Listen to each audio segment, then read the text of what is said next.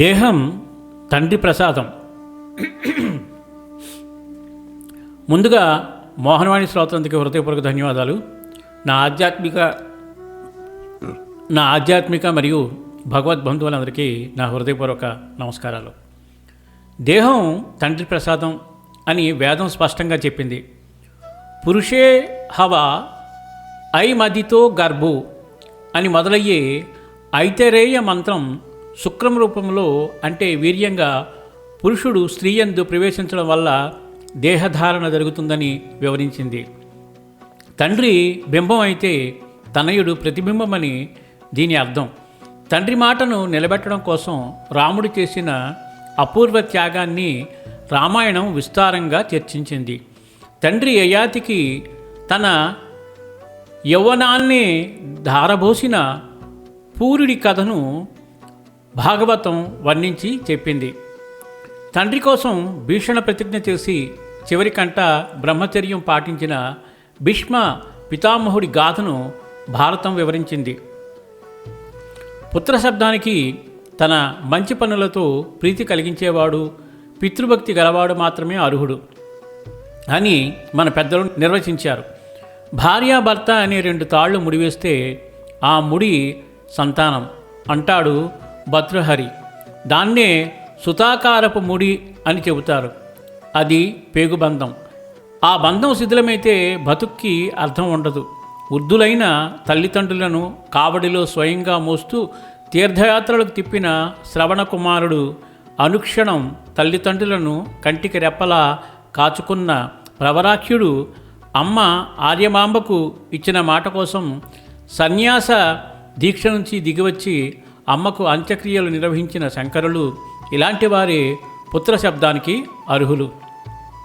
అంతేగాని వృద్ధులైన అమ్మానాన్నలను సేవించడం కంటే వృద్ధాశ్రమంలో పెట్టి పోషించడం సౌకర్యంగా ఉంటుందనుకునే వాళ్ళు పుత్రులు అనిపించుకోరు. అమ్మను ఇంట్లో ఉంచుకుందాం, దేనికైనా పనికొస్తుందని అమ్మానాన్నలను విడదీసేవారికి తల్లిదండ్రులు అనే పదం గురించి బొత్తిగా తెలియదని అర్థం. ఆ పదం సమాసరీత్యా ద్వంద్వమే కానీ స్వభావరీత్యా ఏకవచనమే.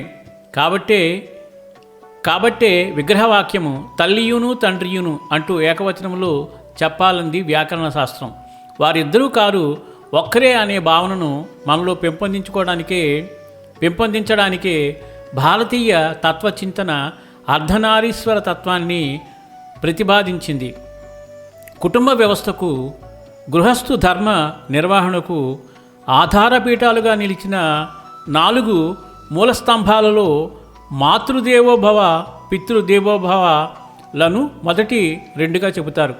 వీటిలో అమ్మకు పెరట్లో తులసి మొక్క, గూట్లో కాంతులీనే ప్రమిద దీపం ప్రతీక. ఇంటి వాకిట వికాసాన్ని వెదజల్లే వీధి గడప దీపం నాన్నకు ప్రతీక.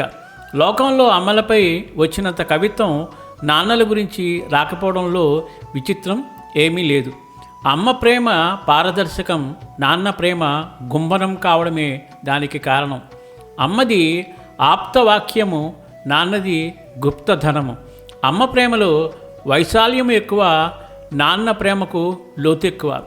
ఆత్మీయత, వాత్సల్యం వంటి విషయాల్లో ఇద్దరి స్వభావాలు ఒకటే అయినా నాన్న అంత తొందరగా బయటపడడు. కాబట్టి అమ్మతో ఉన్నంత చనువు నాన్నతో లేకపోవడం లోక సహజం. అమ్మ జన్మదాత, నాన్న జీవనదాత. పిల్లలకు రక్షణ, పోషణ విషయంలో నాన్నే ఆలంబన. శ్రమ విషయంలో కొడుకు తనకన్నా తక్కువ కష్టాలతో గట్టెక్కాలని, స్థాయి విషయంలో తనకన్నా చాలా ఎత్తుగా ఉండాలని తపన పడని తండ్రి ఉండడు. దానికోసం ఎలాంటి త్యాగానికైనా సిద్ధపడడం నాన్న లక్షణం. తండ్రి యొక్క గొప్పతనాన్ని, తల్లిదండ్రుల యొక్క గొప్పతనాన్ని చాలా బ్రహ్మాండంగా ఈ వ్యాసంలో చెప్పడం జరిగింది. ఎవరు రాశారో కానీ ఆ రచయితకు మోహనవాణి మరియు మోహనవాణి శ్రోత తరపున హృదయపూర్వక ధన్యవాదాలు తెలియజేసుకుంటూ, ఇది చాలా అమూల్యమైన విషయాలు అప్పుడప్పుడు మనకి ఇలా దొరుకుతూ ఉంటాయి. కాబట్టి ప్రతివారు చదవాలి, అర్థం చేసుకోవాలి. అలాగే ఇతరులకు కూడా ఇది చేరవేసి వాళ్ళకి కూడా ఇంకొద్దిగా అర్థమయ్యే రీతిలో తెలియచేస్తే బాగుంటుందని అనుకుంటూ మాతృదేవో భవ పితృదేవో భవ. సర్వే జనా సుఖినో భవంతు, లోకా సమస్త సుఖినో భవంతు. ధన్యవాదాలు. స్వస్తి.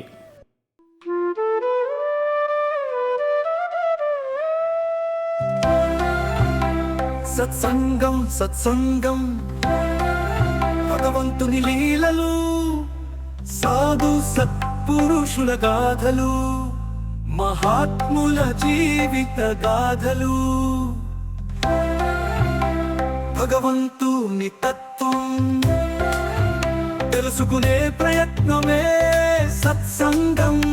ఈ సత్సంగం వినండి, వినిపించండి, వింటూనే ఉండండి. సత్సంగం, ఈ సత్సంగం.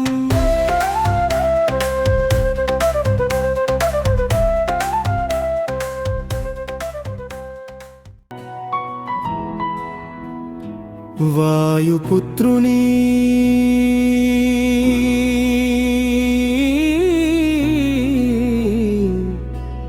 రామభక్తుని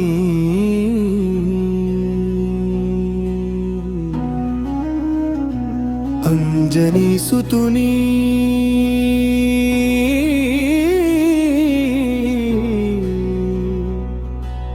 చిరంజీవిని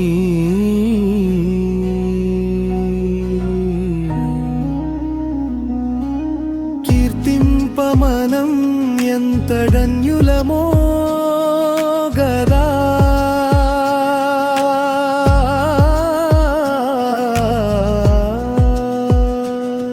సంపూర్ణ హనుమద్దివ్య చరితామృతం వినండి, వినిపించండి, వింటూనే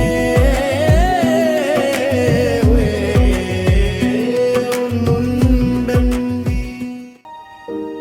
అనగా అనగా అనగనగా మీ మోహనవాణిలో పొడుగు కథలు, పొట్టి కథలు వినండి, వినిపించండి, వింటూనే ఉండండి. అనగా అనగా అనగనగా.